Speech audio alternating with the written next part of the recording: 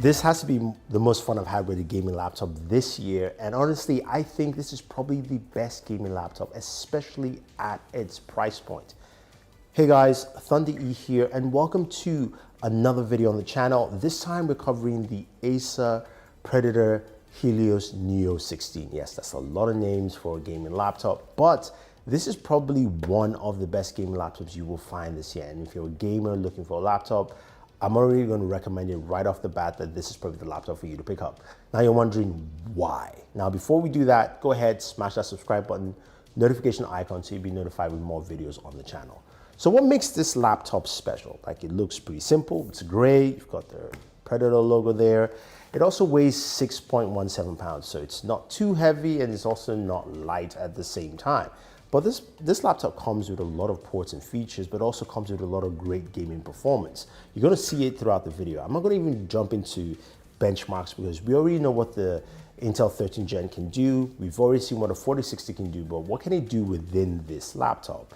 Now, Acer has done a good job in packing a lot of features in here, and you can see the keyboard is nice and flush. You've got, of course, specified keys for your AWSD, as well as also the Predator button that allows you to go to the Predator Sense software. Now, this is a very comfortable keyboard. I do like the trackpad as well, but of course, when you're gaming, you're gonna be using a gaming mouse, so it really doesn't matter if you have a really good trackpad here. As I mentioned, in terms of specs, you're looking at an Intel 13 Gen processor. This actually has the 13700HX, which is a desktop class processor.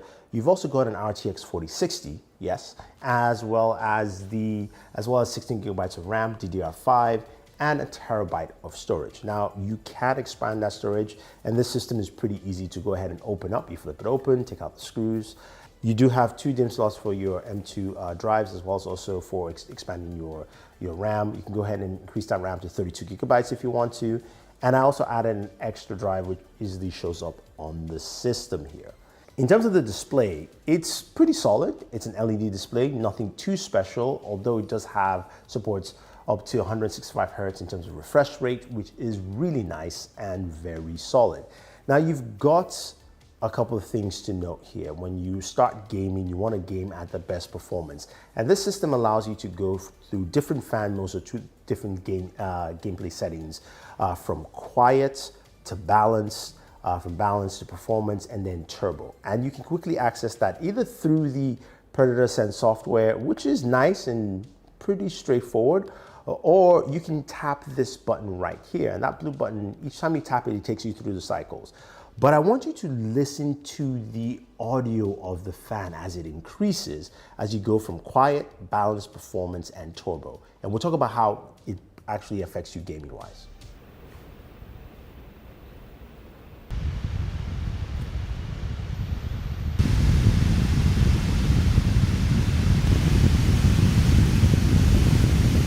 Okay, turbo is just super loud and not warranted. But what kind of performance do you get as you move across with this device? In terms of performance with all the different fan settings, we actually tested it with Shadow of the Tomb Raider, and at quiet settings, with the fan at quiet, we got 87 frames per second at the highest settings of the game. And then when we moved it over to balance, we jumped all the way up to 108 frames per second. So that's a huge jump right there. And then at performance, where of course the fan was much louder, we got performance at FPS at 112 frames per second. And then finally moving over to turbo, we got 116. So to me, the best is actually balanced because you get a higher frame rate, and also the fan isn't super loud at that point.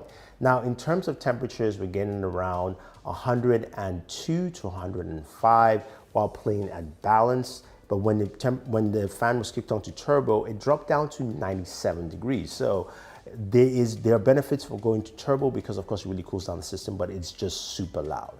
Now, what about gaming performance while gaming on the system? Now, playing Shadow of the Tomb Raider, I got a maximum frame rate of 132 frames per second at resolution 2560 by 1600, and it worked out pretty well.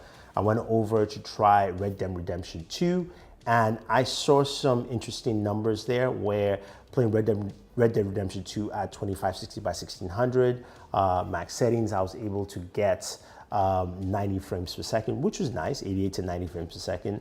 And then when I dropped it down to 1080p, the resolution, I was able to get much higher frame rates and getting closer to 117 frames per second. So that was really solid. Now, what about Doom Eternal? I love playing this game. I'm stuck on the same stage as you can probably guess. Doom Eternal, max settings, Ultra Nightmare, and also at 2560 by 1600, we're getting around 100, like 130 to 140 frames per second. So it ran really well. And these games are no slouch. And the performance that you see is something that you would expect time in and time out with this system. Now, this system not only has some really great gaming performance, but also has a ton of ports as well. On the right side, you've got two USB 3.2, USB-A 3.2 ports. And on the left side, you do have one extra USB-A 3.2 port, as well as also a micro SD card slot and a headphone and mic jack combined. And now the rear of this laptop, you do have HDMI 2.1 out, as well as also Thunderbolt 4.0, allowing you to get 40 gigabytes per second output and also connecting to an external monitor. This thing is pretty solid and balanced all the way through. Now, what about audio? Well, let's put it this way. If you're gaming on this, you want to be wearing a headset, because if you're going to be using the fan at its highest, at turbo, you're not going to hear your games that much. But here's a quick sample of what the speaker actually brings to the table. Didn't seem to be going too well. Goddamn O'Driscoll boys here. They're okay. Nothing special, a bit quiet, and also not a lot of bass behind it, but we care about performance, and this laptop delivers. And here's the big kicker, is the price point. It starts off at $999 for the Core i5 variant with a 4050.